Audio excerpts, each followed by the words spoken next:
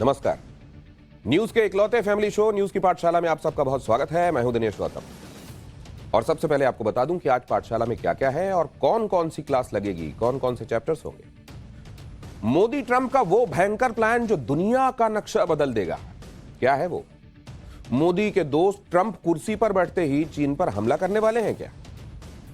Canada से लेकर चीन पाकिस्तान तक मोदी ट्रंप ने क्या किया कि हड़कंप मच गया। दिल्ली चुनाव के वो खुलासे जिससे केजरीवाल भारतीय जनता पार्टी के बीच आग लगी हुई। केजरीवाल ने आखिरकार इंडी गठबंधन से कांग्रेस को बाहर निकलवा ही दिया क्या? एक चैप्टर इसका भी। दंगे के आरोपियों पर मेहरबान ओवैसी दिल्ली में किसका गेम बिगाड़ रहे हैं, यह क्लास जरूर अटेंड कीजिएगा। योगी आए ऐसे फायर मोड में कि कुंभ की जमीन को वक्फ की बताने वालों की क्या खाल खिंच जाएगी। वक्फ के नाम पर जमीन की लूट करने वालों से एक एक इंच जमीन छीन लेंगे क्या योगी? सीएम योगी की वो वार्निंग जिसे सुनकर वक्फ के जमीन माफियाओं के पैर थरथरा रहे हैं। एक क्लास ये भी कि महाकुंभ में योगी लेकर आ गए ऐसे गजब गजब बाबा कि देखकर शॉक्ड रह जाएंगे। लेकिन सबसे पहले देखिए दिन भर का रिविजन।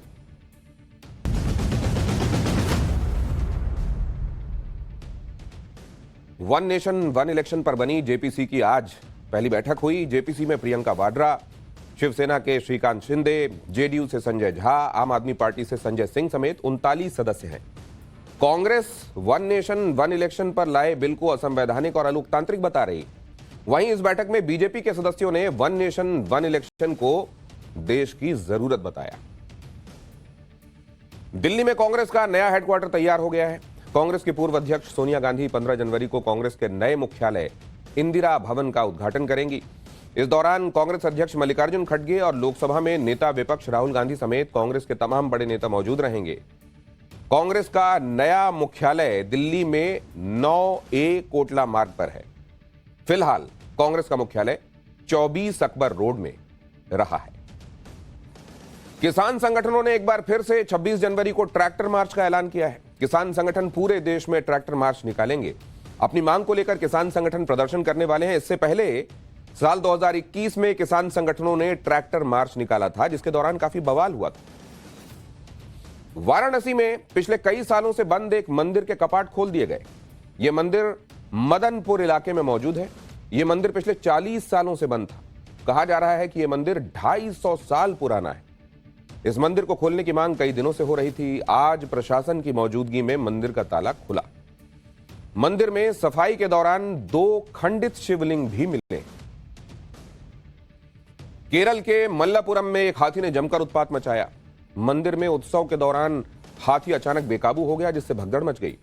हाथी ने एक आदमी को सूंड में उठाकर फेंक दिया, जिससे वो शख्स गंभीर रूप से जख्मी हो गया। हाथी के हमले से लगभग 17 लोगों के जख्मी होने की खबर है। दिन भर के रिवीजन के बाद पाठशाला की पहली क्लास। मोदी ट्रंप का वो भयंकर प्लान जो दुनिया का नक्शा बदल देगा। मोदी के दोस्त ट्रंप कुर्सी पर बैठते ही चीन पर हमला करने वाले हैं क्या? कनाडा से लेकर चीन पाकिस्तान तक मोदी ट्रंप ने क्या किया कि हड़कंप मच गया।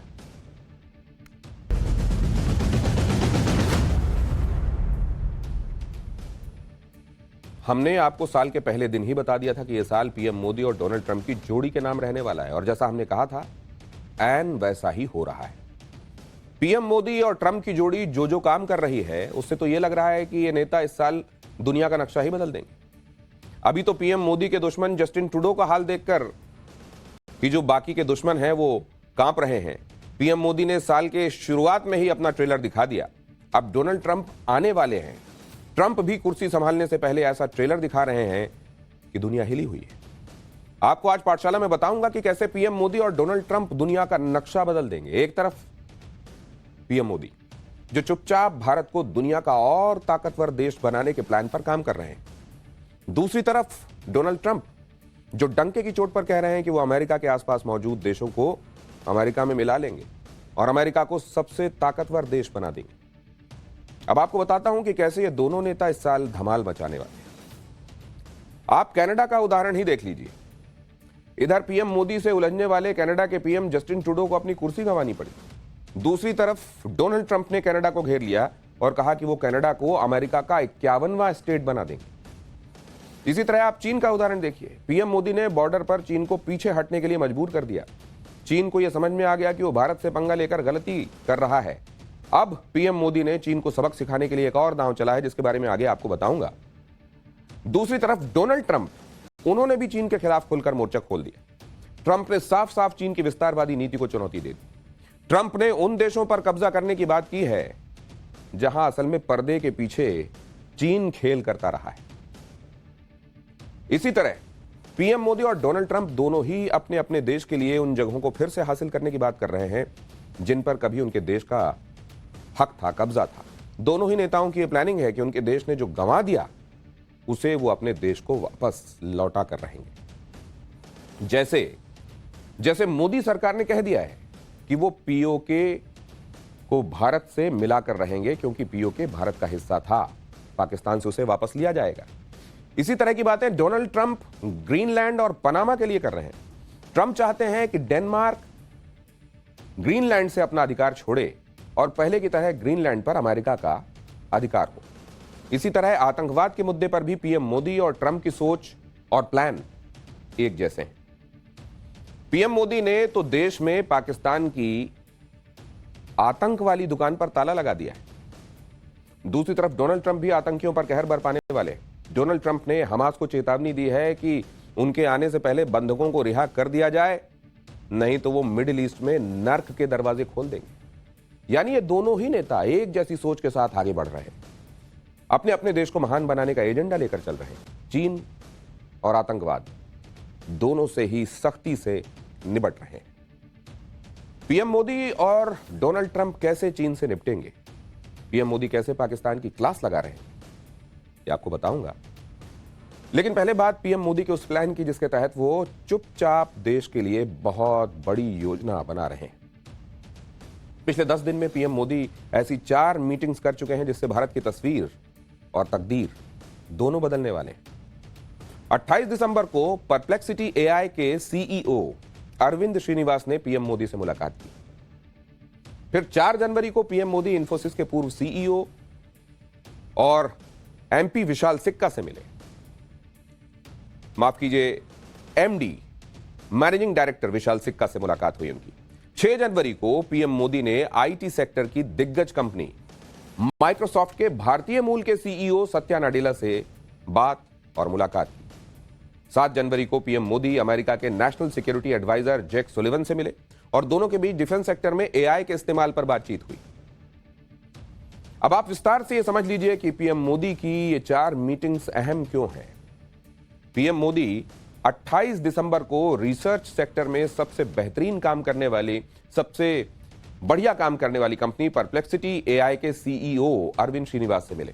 अरविंद श्रीनिवास ने पीएम मोदी से मुलाकात के बाद कहा कि उनकी पीएम मोदी से एआई को भारत में और बढ़ाने के लिए शानदार बातचीत हुई है।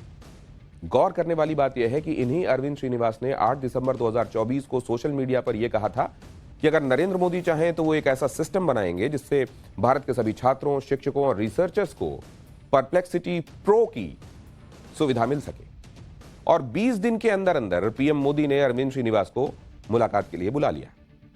इसके बाद पीएम मोदी इंफोसिस के पूर्व सीईओ और ह्यूमन सेंटर्ड एआई प्लेटफॉर्म पर शानदार काम करने वाले विशाल सिक्का से मिले।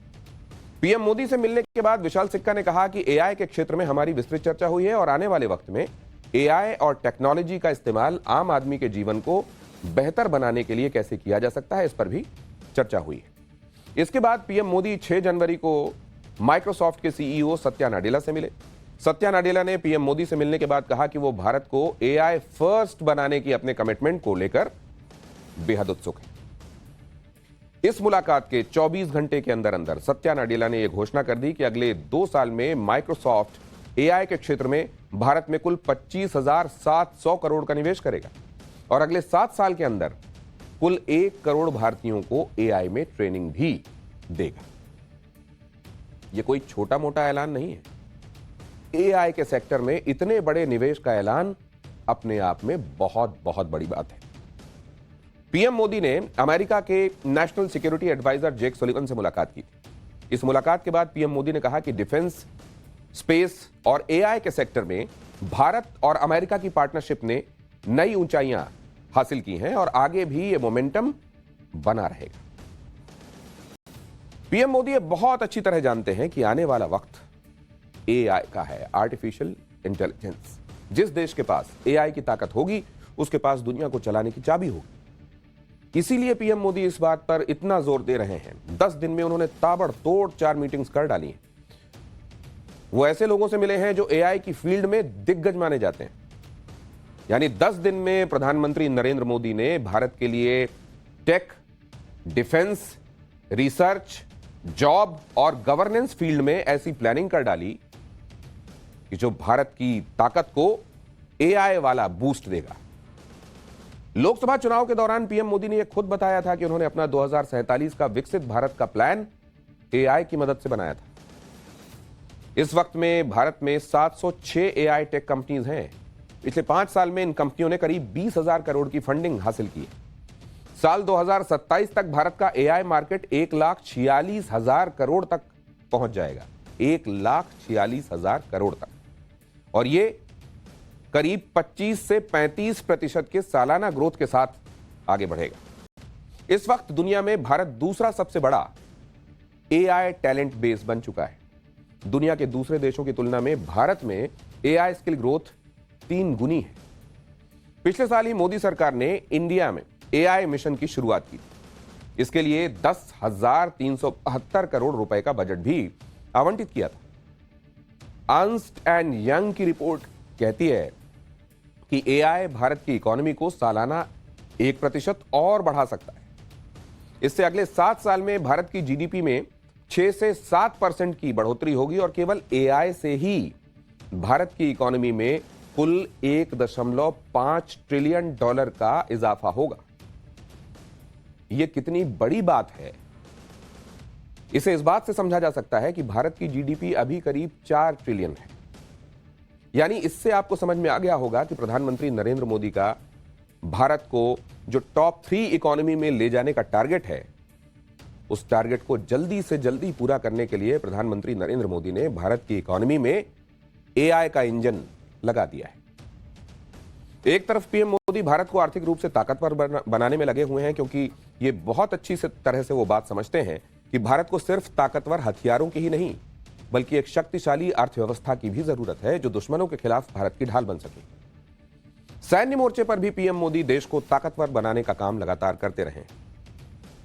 मोदी सरकार में ही भारत का सबसे बड़ा दुश्मन देश पाकिस्तान घुटनों पर आ गया है, और इसी बीच पीएम मोदी ने पाकिस्तान के साथ ऐसा खेल खेला कि पाकिस्तान के आंसू निकल गए। भारत ने अफगानिस्तान में पाकिस्तान की एयर स्ट्राइक की निंदा कर दी, और इसका बहुत बड़ा कूटनीतिक महत्व है। भारत ने कहा कि यह पाकिस्तान की पुरानी आदत है कि वो अपने घर की नाकामी को छिपाने के लिए पड़ोसियों को दोष देता है। अब पीएम मोदी की गजब की कूटनीति देखिए। अफगानिस्तान के पक्ष में बयान देकर एक तरफ भारत ने पाकिस्तान को फंसा दिया, दूसरी तरफ अफगानिस्तान भारत के इस रिएक्शन से गदगद है। वहां की जनता भारत और पीएम मोदी की भर भर कर तारीफ कर रहे हैं। भारत की इस टिप्पणी से पाकिस्तान को जबरदस्त मिर्ची लगी। पाकिस्तान के एक्सपर्ट कह रहे हैं कि जब भारत पाकिस्तान में घुसकर एयर स्ट्राइक करता है तो कोई कुछ नहीं बोलता, लेकिन जब पाकिस्तान ऐसा करता है तो सब उसको घेरने क्यों लगते हैं। दरअसल 24 दिसंबर को आतंकी संगठन तहरीक-ए-तालिबान पाकिस्तान के आतंकियों पर हमला करने के लिए अफगानिस्तान में एयर स्ट्राइक की गई। तालिबान ने दावा किया था कि इस एयर स्ट्राइक में उसके 46 नागरिक मारे गए हैं। इस हमले का बदला लेने के लिए तालिबान ने पाकिस्तान के खिलाफ मोर्चा खोल दिया है। पाकिस्तान मोदी सरकार से इसलिए भी डरा सहमा हुआ है क्योंकि कुछ दिन पहले ही गृह मंत्री अमित शाह ने पीओके का नाम लिए बगैर कहा था कि जो भारत ने गंवाया है उसे जल्द हासिल करके रहेंगे। इस बयान से पाकिस्तान में हड़कंप मचा हुआ है, क्योंकि उसे पता है कि नरेंद्र मोदी हवा में बात नहीं करते, और अगर वो ऐसा कह रहे हैं तो कर भी देंगे। पीओके को हासिल करने के लिए भारत के पास कई विकल्प हैं। भारत पाकिस्तान पर अंतर्राष्ट्रीय दबाव बना सकता है। भारत अपने ग्लोबल पावर का इस्तेमाल कर सकता है। अपने तर्क में भारत दुनिया को यह बता सकता है कि वो हमेशा से पीओके को अपना हिस्सा मानता रहा है। 1947 में महाराजा हरि सिंह ने भारत के साथ कश्मीर के विलय की मंजूरी दी थी। भारत उसका भी हवाला दे सकता है। एक तरीका पाकिस्तान से बातचीत का भी है, हालांकि इसकी संभावना बड़ी कम है, लेकिन जिस तरह से पाकिस्तान की हालत बिगड़ती जा रही है, उसमें भारत पाकिस्तान को मदद के बदले उससे पीओके लेने की डील कर सकता है, क्योंकि आज भी पाकिस्तान आधिकारिक तौर पर पीओके को विदेशी जमीन ही बताता है। मोदी सरकार सैन्य ऑपरेशन के जरिए भी पीओके को हासिल कर सकती है, लेकिन ये लास्ट रिजॉर्ट होगा, आखिरी विकल्प। सबसे बेहतर विकल्प तो यही है कि पीओके के लोग खुद ही इसके लिए आंदोलन कर दें। और पीओके में ऐसे जो आंदोलन चल रहे हैं, यार जिस तरह पाकिस्तान की हालत टाइट है और ये आंदोलन वहां लगातार जारी है, उससे तो यही लगता है कि किसी को भी पाकिस्तान के साथ रहने में फायदा नजर आ नहीं रहा है। पीओके पर भारत का फिर से कब्जा होना कोई असंभव बात ऐसे में नहीं लगती। कश्मीर में जब 370 नहीं हटा था तो आप याद कीजिए कि पाकिस्तान कैसी कैसी धमकियां दे रहा था, लेकिन जब हटा तो पाकिस्तान चूं भी नहीं कर पाया। पाकिस्तान इसलिए भी डरा हुआ है क्योंकि अगर नरेंद्र मोदी ने पीओके लेने की ठान ली तो उसे कौन बचाएगा। चीन तो पहले ही भारत से टकराव के मूड में नहीं है। अगर पाकिस्तान अमेरिका से गुहार लगाएगा तो वहां भी कुछ नहीं होने वाला, क्योंकि वहां पीएम मोदी के करीबी दोस्त ट्रंप सत्ता में आने वाले। पाकिस्तान को भारत की ताकत का अंदाजा इस बात से भी लग गया कि जब बॉर्डर पर चीन को भारत की सेना के सामने पीछे हटने पर मजबूर होना पड़ा। पाकिस्तान को लग रहा होगा कि जब चीन ही भारत के सामने नहीं ठहर रहा, टक्कर नहीं ले रहा, तो उसकी क्या बिसात, उसकी कोई हिम्मत नहीं कि वो पीएम मोदी के सामने फिर कोई हरकत कर सके। इधर पीएम मोदी पाकिस्तान को टाइट किए हुए हैं, तो दूसरी तरफ वो चीन को भी उसी की भाषा में जवाब दे रहे हैं। दरअसल ऐसी खबरें हैं कि चीन तिब्बत में ब्रह्मपुत्र नदी पर दुनिया का सबसे बड़ा बांध बना रहा है। भारत चीन के बांध बनाने का विरोध करता रहा है, लेकिन चीन आसानी से बाज आने वालों में से नहीं है, इसलिए मोदी सरकार ने चीन को उसी की भाषा में जवाब दिया है।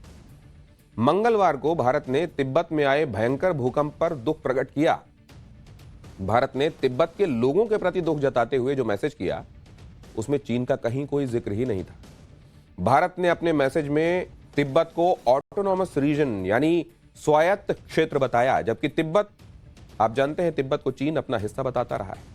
इसीलिए भारत ने तिब्बत पर ऐसा बयान दिया कि चीन को तगड़ी मिर्ची लगे।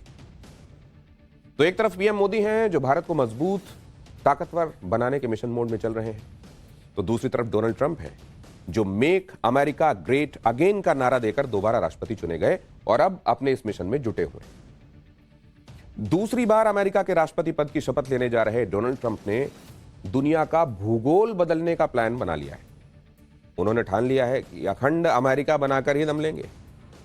बहुत सारे नए इलाकों पर अमेरिकी झंडा फहराकर ही रहेंगे। सबसे पहले देखिए कि डोनाल्ड ट्रंप के टारगेट पर कौन कौन से इलाके। मैप पर आपको मैं दिखा रहा हूं, ये वो इलाके हैं जिन्हें ट्रंप अमेरिका में मिलाना चाहते हैं, और इनमें कनाडा, ग्रीनलैंड, पनामा नहर और इसके साथ साथ मैक्सिको की खाड़ी का नाम बदलकर अमेरिका की खाड़ी किए जाने की योजना है। ट्रंप के इरादों से साफ है कि जैसे ही 20 जनवरी को दूसरी बार अमेरिकी राष्ट्रपति पद की शपथ वो लेंगे, वैसे ही अमेरिका को ग्रेट बनाने के काम में लगेंगे। और इस रास्ते में जो सबसे बड़ा रोड़ा है वो है चीन, जो ट्रंप के सीधे निशाने पर है। ट्रंप जानते हैं कि अगर अमेरिका को एक बार फिर से दुनिया पर अपनी धाक जमानी है तो चीन को हद में रखना पड़ेगा। ट्रंप ने ग्रीनलैंड और पनामा नहर पर अमेरिका के कब्जे की जो बात कही है, उसका भी चीन से डायरेक्ट कनेक्ट है। वैसे तो ग्रीनलैंड और पनामा नहर दोनों ही अमेरिका की राष्ट्रीय सुरक्षा के लिए बेहद जरूरी हैं, लेकिन पनामा नहर को कब्जे में लेकर ट्रंप कैसे सीधे सीधे चीन को चुनौती दे रहे हैं, यह भी मैं आपको बताता हूं। पहले आपको बताता हूं कि ट्रंप को ग्रीनलैंड पर कब्जा क्यों चाहिए और इसमें चीन का क्या कनेक्शन है। अमेरिका के लिए ग्रीनलैंड हमेशा से ही रणनीतिक रूप से बड़ा महत्वपूर्ण रहा है। उत्तरी अमेरिका से यूरोप जाने के सबसे छोटे रूट पर ग्रीनलैंड दुनिया का सबसे बड़ा द्वीप है। ग्रीनलैंड में अमेरिका का एक बड़ा स्पेस स्टेशन भी है। रूस और चीनी जहाजों की निगरानी के लिए अमेरिकी सेना के लिए ग्रीनलैंड बड़ा महत्वपूर्ण है।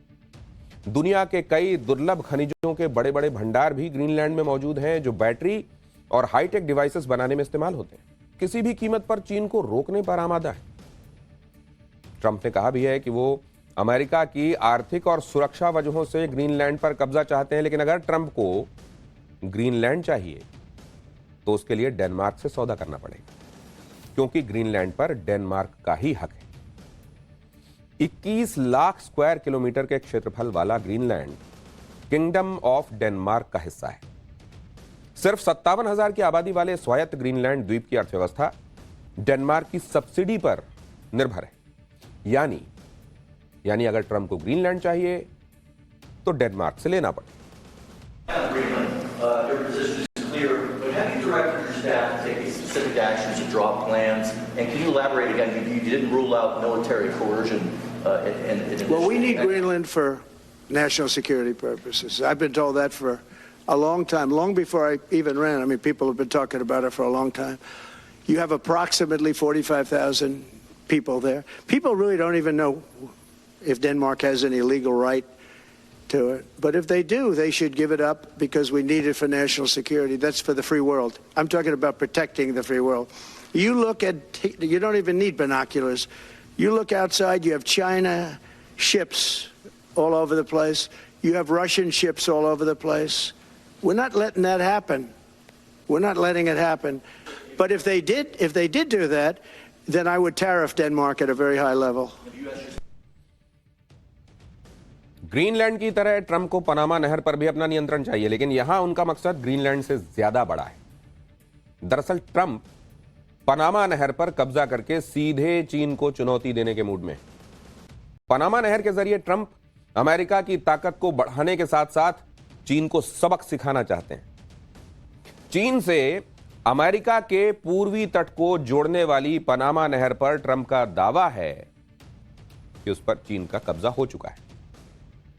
ट्रंप ने तो यहां तक कह दिया है कि पनामा नहर को चीनी सैनिक अवैध तौर पर संचालित कर रहे हैं। ट्रंप के दावे का आधार यह है कि Hong Kong based company CK Hutchison Holdings Panama नहर पर 2 बंदरगाहों को मैनेज करती है। ट्रंप इशारा कर रहे हैं कि इसी वजह से पनामा नहर का इस्तेमाल करने के लिए अमेरिकी जहाजों से ज्यादा शुल्क वसूला जा रहा है और इसीलिए ट्रंप पनामा नहर पर अपना प्रभाव बढ़ाकर यह संदेश देना चाहते हैं कि पनामा नहर अमेरिका का इलाका है और चीन इससे दूर रहे। You're talking about Panama and Greenland. No, I can't assure you on either of those two. But I can say this. We need them for economic security. The Panama Canal was built for our military. I'm not going to commit to that now. It might be that you'll have to do something. Look, the Panama Canal is vital to our country. It's being operated by China. And we gave the Panama Canal to Panama. We didn't give it to China. And they've abused it. They've abused that gift. तो Trump ये ठान चुके हैं कि उन्हें Panama नहर का नियंत्रण दोबारा अमेरिका के हाथों में चाहिए और इसके लिए वो मिलिट्री ऑप्शन का भी इस्तेमाल कर सकते हैं। वैसे पनामा नहर पहले अमेरिका के नियंत्रण में ही रही। पनामा नहर की शुरुआत वर्ष 1914 में हुई थी। यह नहर अटलांटिक और प्रशांत महासागर को जोड़ती है। अमेरिका का वर्ष 1977 तक नहर पर पूरा नियंत्रण था। वर्ष 1977 में टेरिजोस कार्टर संधि के तहत नहर को पनामा को सौंप दिया गया। लेकिन अब ट्रंप कह रहे हैं कि इस नहर का नियंत्रण पनामा को दे देना अमेरिका की सबसे बड़ी गलती थी। ट्रंप के इस आरोप के केंद्र में भी चीन ही है। पनामा नहर से जुड़ी कई परियोजनाओं में चीन निवेश कर चुका है। चीन की महत्वाकांक्षी वन बेल्ट वन रोड का भी यह हिस्सा है और इसकी वजह से पनामा नहर से जुड़े व्यापार मार्गों पर चीन का नियंत्रण बढ़ जाएगा। और जाहिर है कि पनामा नहर पर चीन की मौजूदगी अमेरिका के लिए खतरा है। इसीलिए ट्रंप खुलकर कह रहे हैं कि वो पनामा नहर पर चीन का कब्जा बर्दाश्त नहीं करेंगे। लेकिन पनामा ट्रंप के दावों को खारिज कर रहा है और कह रहा है कि पनामा नहर पर चीन का कोई लेना देना नहीं है। लेकिन उधर चीन को समझ में आ गया है कि पनामा नहर पर उसकी साजिशों का अब अंत होने वाला है। ट्रंप अब इसे ज्यादा वक्त तक चलने नहीं देंगे। आपको यह भी लग रहा होगा कि ऐसे कैसे डोनाल्ड ट्रंप किसी देश को या किसी इलाके को अमेरिका में मिला लेंगे। ये कोई हंसी खेल तो है नहीं। ऐसा लग रहा है जैसे ट्रंप ने कोई शॉपिंग लिस्ट बनाई है कि आज ये देश खरीदना है, आज वो द्वीप खरीदना है। लेकिन फैक्ट ये है कि ट्रंप जो कर रहे हैं वो पहली बार नहीं हो रहा, अमेरिका में पहले कई बार हो चुका है। अमेरिका के करीब 12 स्टेट ऐसे हैं जो अमेरिका ने दूसरे देशों से खरीदकर या किसी डील के तहत उनको शामिल किया है। यानी आज आप जिससे यूएस कहते हैं, USA, United states of America, वो वाकई कई सारे इलाकों को साथ में जोड़कर वजूद में आया है। सबसे पहले अमेरिका ने साल 1803 में फ्रांस से लुइसियाना खरीदा था। साल 1867 में $7.2 बिलियन में रूस से अलास्का खरीदा। अमेरिका ने 1998 में हवाई पर कब्जा किया था। 1917 में डेनमार्क से वर्जिन द्वीप समूह खरीदा और आखिरी बार 1975 में गुआम के पास उत्तरी मारियाना द्वीप को अमेरिका ने अपना क्षेत्र बनाया। इसके अलावा अमेरिका के अलग अलग राष्ट्रपतियों ने California, Nevada, Utah, Arizona, Colorado, New Mexico, Wyoming, Texas और फ्लोरिडा के कुछ हिस्से को समय समय पर अमेरिका से मिलाया है। तो लैंड डील के मामले में अमेरिका चीन का दादा है और इसका पुराना रिकॉर्ड है और ट्रंप उसी पुरानी परंपरा को अब आगे बढ़ाते नजर आ रहे हैं। लेकिन आइए अब पाठशाला की दूसरी क्लास का रुख करते हैं। अगली क्लास दिल्ली चुनाव के वो खुलासे जिससे केजरीवाल बीजेपी के बीच आग लग गई। केजरीवाल ने आखिरकार इंडी गठबंधन से कांग्रेस को बाहर निकलवा दिया क्या? दंगे के आरोपियों पर मेहरबान ओवैसी दिल्ली में गेम किसका बिगाड़ रहे हैं?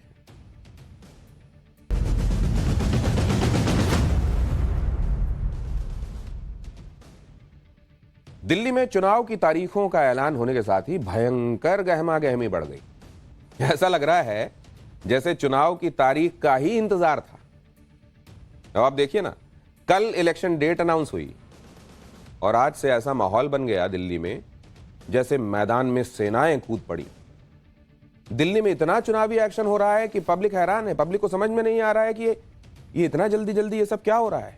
इतना एक्शन तो किसी बड़े राज्य की चुनावी राजनीति में भी नहीं होता जितना दिल्ली में हो रहा है। अरविंद केजरीवाल एक के बाद एक चालें चल रहे हैं, बड़े बड़े ऐलान कर रहे हैं। दिल्ली की राजनीति में केजरीवाल एक तरीके से हुसैन बोल्ट बने हुए हैं जो विरोधियों से काफी तेज, काफी आगे निकल गए हैं। बीजेपी किसी तरह से केजरीवाल को काउंटर करने की कोशिश कर रही है, जबकि कांग्रेस तो रेस में काफी पिछड़ने के बाद अब कवर करने की कोशिश में है। केजरीवाल ने आज हिंदुत्व के मोर्चे पर भी बड़ा ऐलान कर दिया है। पुजारियों को प्रति माह वेतन का ऐलान केजरीवाल पहले ही कर चुके हैं, लेकिन आज केजरीवाल ने बीजेपी के हाथ से हिंदुत्व का मुद्दा भी छीनने की कोशिश की, जिसके बारे में भी आगे आपको बताऊंगा। असल में दिल्ली में कई मुद्दों पर राजनीति हो रही है, बयानबाजी हो रही है, एक दूसरे पर हमला हो रहा है। लेकिन आज का दिन दिल्ली में बंगले वाली राजनीति के नाम रहा। मुख्यमंत्री आवास और प्रधानमंत्री आवास के नाम पर आज जमकर राजनीति हुई। आप देखिए किस तरह से घमासान हुआ। आम आदमी पार्टी के नेता शीश महल में जाने की कोशिश कर रहे थे। रोके जाने पर शीश महल के बाहर ही उन्होंने धरना दे दिया। आम आदमी पार्टी ने प्रधानमंत्री आवास को निशाने पर ले लिया तो बीजेपी नेता सीएम आतिशी के घर के बाहर पहुंचे। बीजेपी ने सीएम आवास को लेकर हल्ला बोल दिया। कांग्रेस ने भी शीश महल के मुद्दे पर आम आदमी पार्टी को घेर लिया। आप भी ये सोचकर माथा पकड़ लेंगे कि जिस शीश महल के मुद्दे पर आम आदमी पार्टी पर हमले हो रहे हैं, उसी शीश महल के अंदर जाने के लिए आम आदमी पार्टी के नेता परेशान क्यों हैं? यह भी हैरानी की बात है कि बीजेपी नेता दिल्ली की सीएम आतिशी के घर के बाहर क्यों पहुंच गए। इन दोनों के बीच में कांग्रेस भी अपनी मौजूदगी दिखाने के लिए कूद पड़ी। है ना दिलचस्प। दिल्ली चुनाव का पूरा अपडेट आगे आपको बताऊंगा। असल में दिल्ली में आज जो हुआ वो बहुत हैरान करने वाला था। बीजेपी नेता आज दिल्ली की सीएम आतिशी के घर के बाहर पहुंच गए। बीजेपी ने आरोप लगा दिया कि सीएम आवास को लेकर जो बातें आम आदमी पार्टी कह रही है तो सब गलत, किसी को भी सीएम आवास से नहीं निकाला गया। दूसरी तरफ आम आदमी पार्टी अब बीजेपी को उसी की भाषा में जवाब दे रही है। जिस शीश महल के मुद्दे पर आम आदमी पार्टी बैकफुट पर दिखाई दे रही थी, उसी शीश महल को लेकर आज आम आदमी पार्टी ने मोर्चा खोल दिया। बीजेपी के आरोपों पर आज संजय सिंह और सौरभ भारद्वाज शीश महल के बाहर पहुंच गए और अंदर जाने की कोशिश करने लगे। आम आदमी पार्टी ने कहा कि बीजेपी शीश महल को लेकर जो आरोप लगा रही है वो झूठे हैं। सुनिए संजय सिंह को। देश के चौथे स्तंभ मीडिया को हमने कहा चलिए और देखते हैं कहां है सोने का टॉयलेट, कहां है मिनी बार, कहां है स्विमिंग पूल।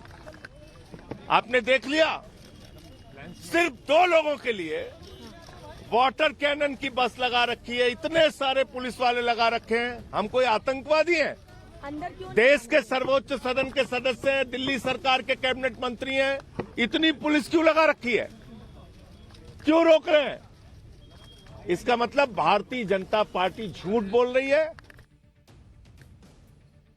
बंगले को लेकर हो रही राजनीति और धरना प्रदर्शन की और तस्वीरें आपको दिखाऊंगा, लेकिन पहले यह बताता हूं कि बीजेपी और आम आदमी पार्टी एक दूसरे पर आरोप क्या लगा रहे हैं।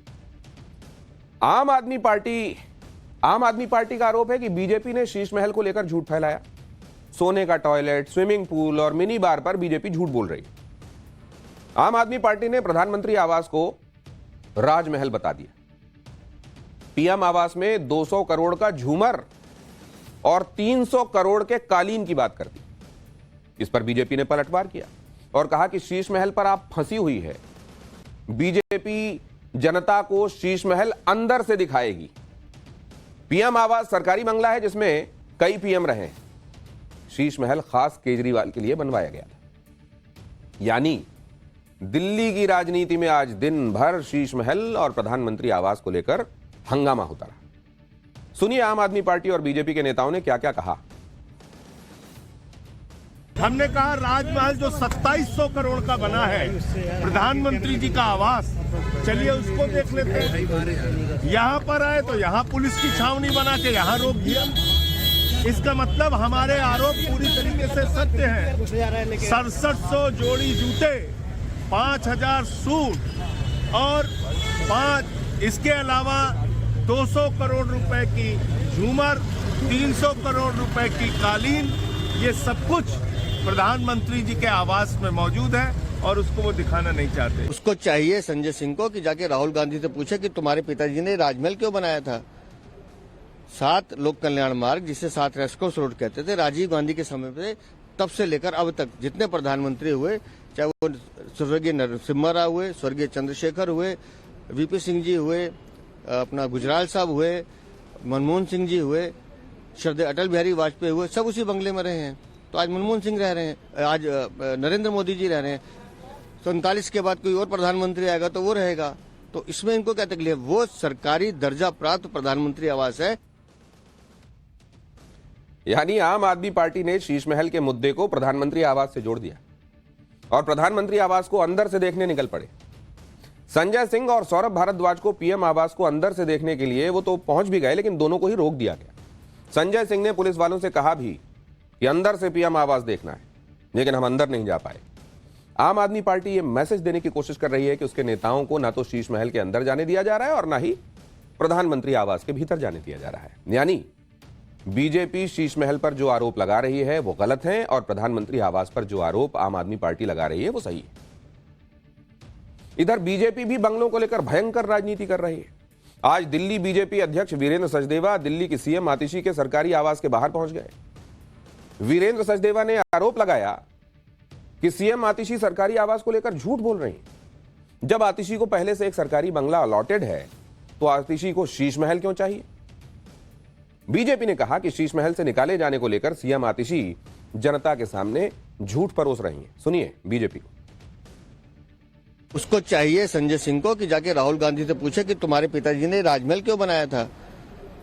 7 लोक कल्याण मार्ग, जिसे 7 रेस्कोर्स रोड कहते थे, राजीव गांधी के समय पे तब से लेकर अब तक जितने प्रधानमंत्री हुए, चाहे वो स्वर्गीय नरसिम्हा राव हुए, स्वर्गीय चंद्रशेखर हुए, वीपी सिंह जी हुए, अपना गुजराल साहब हुए, मनमोहन सिंह जी हुए, श्रद्धेय अटल बिहारी वाजपेयी हुए, सब उसी बंगले में रहे हैं। तो आज मनमोहन सिंह रह रहे हैं। दिन भर घमासान, दिल्ली में घमासान होता रहा, एक दूसरे पर आरोप लगाए जाते रहे, जिसमें कांग्रेस भी शामिल हो गई। बीजेपी ने कहा कि जब केजरीवाल मुख्यमंत्री थे तो आम आदमी पार्टी के नेताओं ने शीश महल के अंदर जाने के लिए इस तरह का नाटक नहीं किया। बीजेपी ने कहा कि वो जनता को लेकर शीश महल के अंदर जाएगी। वहीं कांग्रेस ने कहा कि आम आदमी पार्टी ने आज तक शीश महल पर एक भी जवाब नहीं दिया। सुनिए और देखिए कैसी भयंकर राजनीति बंगले को लेकर हुई। आज तक दिल्ली का एक भी व्यक्ति शीश महल को देखने अंदर नहीं गया। कैसा है वो, आज तक कभी दिल्ली की जनता को अंदर घुसने नहीं दिया। आज वो संजय सिंह को याद आया है। मैंने परमिशन मांगा है पीडब्ल्यूडी से। आजकल वो पीडब्ल्यूडी के पास है। जैसी परमिशन मिलेगा मैं आपको भी लेकर जाऊंगा। आप कहते हैं आम आदमी के आप आदमी, कौन सा आम आदमी भाई? आपने जिस तरीके का मकान बनाया है, और ये बहुत नया है कि उसने कर लिया, उसने कर लिया, उससे हम अलग सवाल पूछेंगे। आपसे तो आपके सवाल पूछते हैं। आपने अपने शीश महल का एक जवाब नहीं दिया आज तक। यहाँ ये नहीं है, यहाँ वो नहीं है। अरे जो है उसका तो जवाब दो।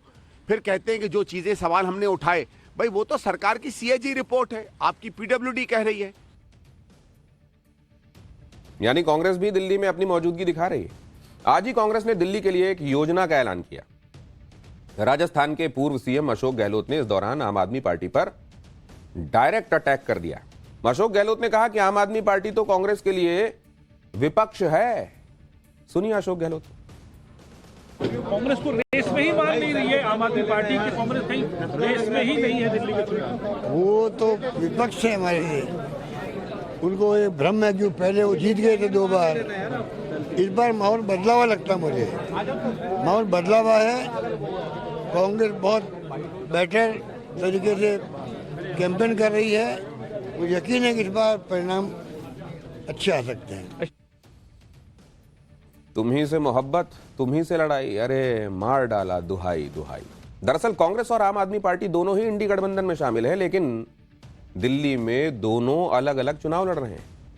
आम आदमी पार्टी पूरी कोशिश कर रही है कि इंडी गठबंधन के बाकी दल उसे समर्थन दें। आज अशोक गहलोत के बयान पर अरविंद केजरीवाल ने क्या कहा? उन्होंने कहा, अशोक गहलोत जी, आपने साफ कर दिया कि दिल्ली में आम आदमी पार्टी कांग्रेस का विपक्ष है। बीजेपी पर आप चुप रहे। लोगों को भी यही लग रहा था कि कांग्रेस के लिए आप विपक्ष है और बीजेपी पार्टनर है। अभी तक आप दोनों के बीच ये जो सहयोग है, ये चोरी छिपे था। आज आपने इसे उजागर कर दिया, सार्वजनिक कर दिया। आम आदमी पार्टी ने यह भी कहा कि कांग्रेस को इंडी गठबंधन से बाहर कर देंगे। यह कहा था आम आदमी पार्टी ने, और अब ऐसा होता भी दिख रहा है, क्योंकि इंडी गठबंधन की ज्यादातर पार्टियां दिल्ली विधानसभा चुनाव में केजरीवाल को सपोर्ट कर रही हैं। ममता बनर्जी ने आम आदमी पार्टी को समर्थन दिया है। अखिलेश यादव ने भी केजरीवाल को समर्थन दिया है। उद्धव ठाकरे भी अरविंद केजरीवाल को समर्थन दे चुके हैं। ये सारी पार्टियां केजरीवाल को समर्थन दे रहे हैं। यानी कांग्रेस इंडी गठबंधन में किनारे हो गई। आज ही तेजस्वी यादव ने भी साफ कर दिया कि इंडी गठबंधन सिर्फ लोकसभा तक के लिए था। सुन लीजिए। दिल्ली चुनाव में तो पहले से तय था इंडिया अलायंस जो है वो लोकसभा के लिए। अभी हम लोगों ने डिसाइड नहीं किया पार्टी ने कि हम लोग वहाँ चुनाव लड़ेंगे कि नहीं लड़ेंगे। सर, आप बहुत अच्छी और बाद में हम लोग देखेंगे कि किसको। कुल मिलाकर दिल्ली विधानसभा चुनाव में गजब का एक्शन हो रहा है, एकदम किसी थ्रिलर फिल्म की तरह। और जो थोड़ी बहुत कमी है उसे असदुद्दीन ओवैसी पूरा कर रहे हैं। दिल्ली विधानसभा चुनाव में ओवैसी अलग ही तरह के प्लान के साथ काम कर रहे हैं। कैंडिडेट खोजते समय भी कोई पार्टी ध्यान देती कि उम्मीदवार पर कोई आरोप ना हो, कोई क्रिमिनल बैकग्राउंड ना हो, जबकि ओवैसी तो ऐसे नेताओं को ढूंढकर उम्मीदवार बना रहे हैं जिन पर दंगों के आरोप लगे हुए हैं। ओवैसी ने पहले मुस्तफाबाद से दिल्ली दंगों के आरोपी ताहिर हुसैन को टिकट दिया और अब ओखला से शफाउर रहमान खान को कैंडिडेट बना दिया। शफाउर रहमान खान दिल्ली दंगों के आरोपी हैं और फिलहाल तिहाड़ जेल में हैं। ओवैसी के दोनों कैंडिडेट ताहिर हुसैन और शफाउर रहमान खान जेल से ही चुनाव लड़ेंगे। खैर, अब पाठशाला की अगली क्लास की तरफ आपको ले चलता हूं। अगली क्लास, योगी आए ऐसे फायर मोड में कि कुंभ की जमीन को वक्फ की बताने वालों की अब खैर नहीं क्या। वक्फ के नाम पर जमीन की लूट करने वालों से एक एक इंच जमीन छीन लेंगे क्या योगी? सीएम योगी की वो वार्निंग जिसे सुनकर वक्फ के जमीन माफियाओं के पैर कांप रहे हैं।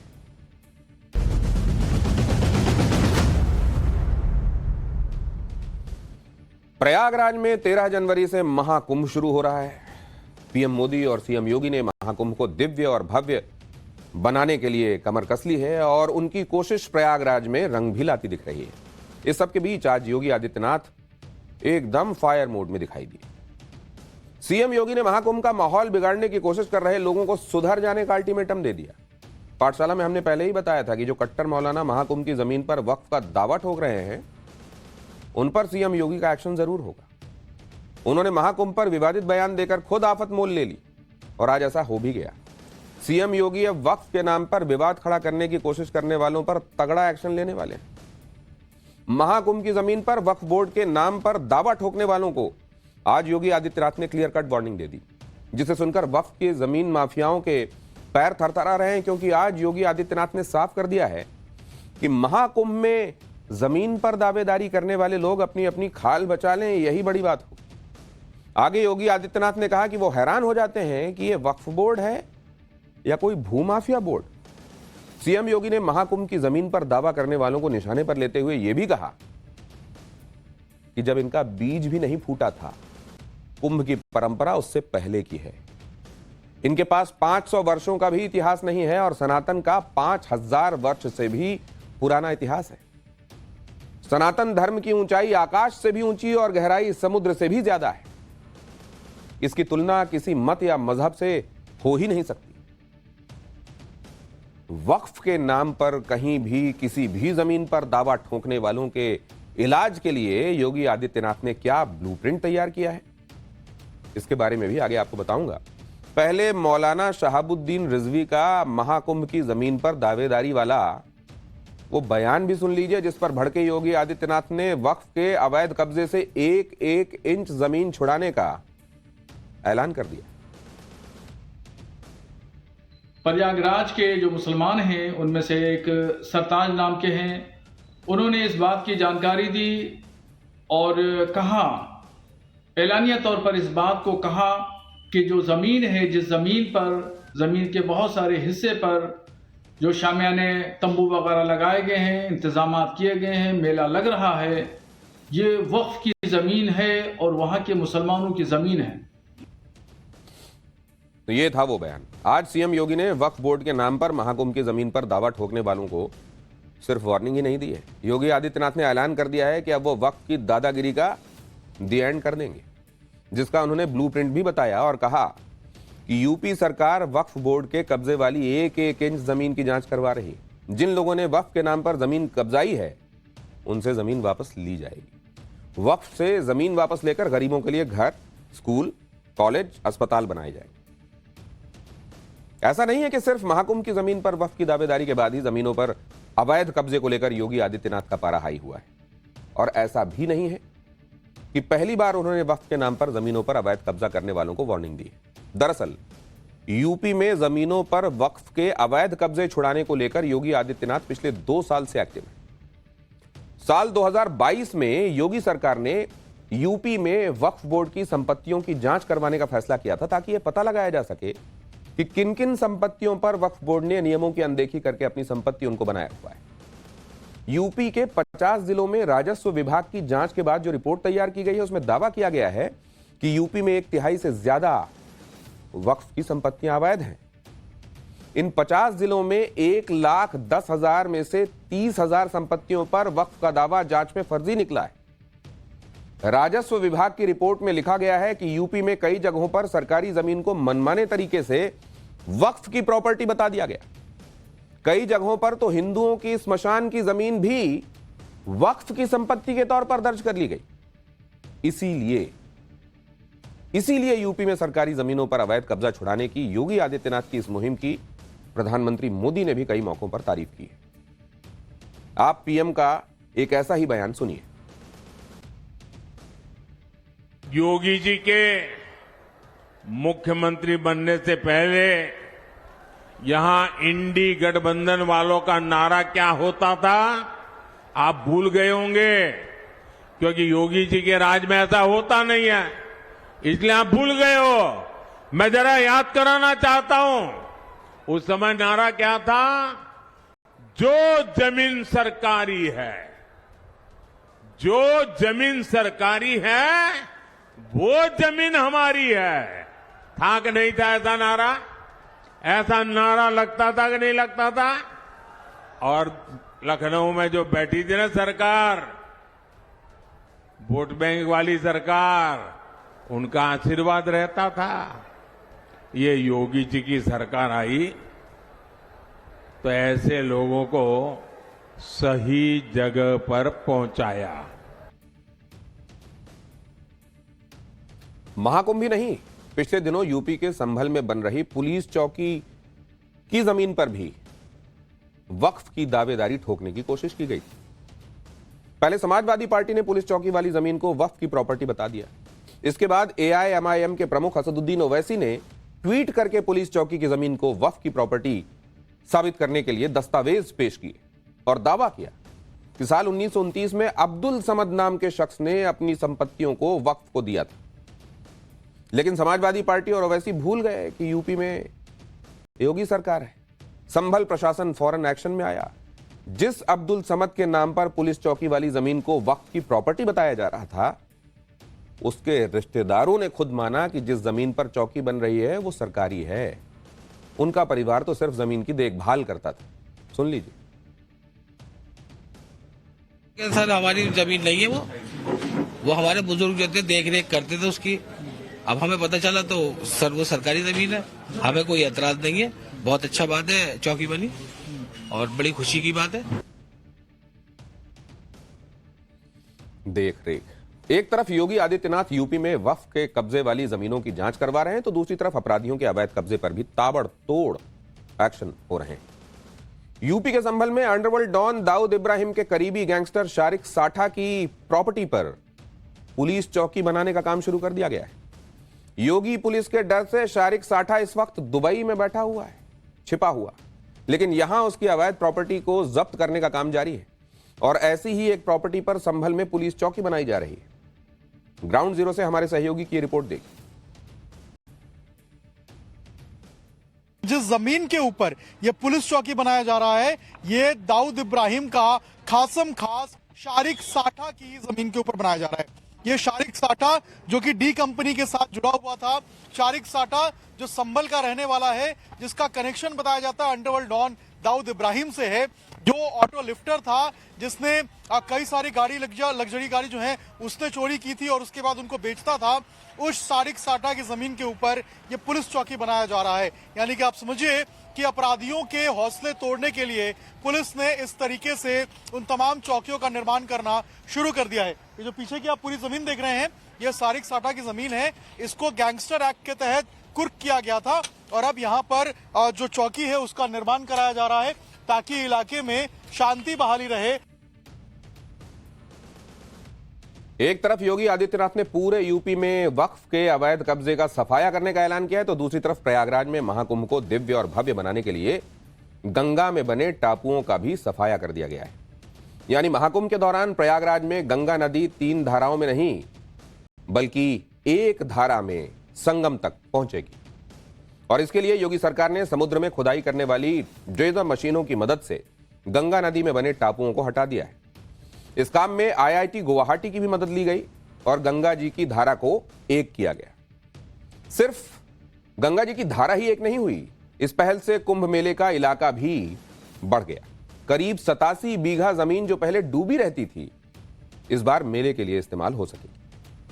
प्रयागराज में महाकुंभ के लिए गंगा जी की धारा को एक करने का काम किस तरह किया गया, उसे इस वीडियो के जरिए समझ सकते हैं आप। देखिए, इसी तरह की मशीनों की मदद से गंगा नदी के बीच बने रेत के टापुओं को हटाया गया है। लेकिन समाजवादी पार्टी के मुखिया अखिलेश यादव ने तो जैसे हर बात पर सीएम योगी का विरोध ही करने की ठानी हुई। अखिलेश यादव ने गंगा नदी से टापू हटाए जाने पर भी सवाल उठा दिए। अखिलेश यादव ने ट्वीट किया, इतिहास गवाह रहा है कि नदियां अपने बने मार्ग को स्वयं बनाकर चलती हैं। यह प्राकृतिक बहाव नदियों की निरंतरता के लिए अपने आप बनाया हुआ रास्ता होता है। इस भौगोलिक सत्य को स्वीकार करते हुए नदियों के बहाव से छेड़छाड़ करना पर्यावरणीय अपराध है। प्रयागराज महाकुंभ में गंगा जी में ड्रेजर मशीन लगाने का मकसद केवल अपने लोगों को ठेका दिलाना और उसके जरिए भ्रष्टाचार से पैसा कमाना है। नदियां किस जगह आकर मिलेंगी यह प्रकृति पर छोड़ देना चाहिए। उसके लिए मनमानी करना और जबरदस्ती करके बहाव को बदलना अनुचित भी है और अवांछनीय भी। अखिलेश यादव के इस ट्वीट पर योगी आदित्यनाथ भी पलटवार करने से नहीं चूके। सीएम योगी ने अखिलेश यादव की सोच पर ही सवाल उठा दिया। आप भी सीएम योगी को सुनिए। मुझे लगता है उन लोगों की समझ में नहीं आएगा जिनको अभी तक पता ही नहीं है कि नदी को चैनलाइज करके नदी की आयु बढ़ाई जाती है, न कि उसके प्राकृतिक प्रवाह को अवरुद्ध किया जाता है। वे लोग हैं जो अपनी विरासत को भारत की विरासत के साथ जोड़ने की बजाय विदेशी आक्रांताओं की विरासत के साथ जोड़ने पर गौरव की अनुभूति करते हैं और उसी का अनुसरण भी करते हैं, उसी का अनुसरण करते हैं। इसीलिए उनको कुंभ का आयोजन अच्छा नहीं लगता।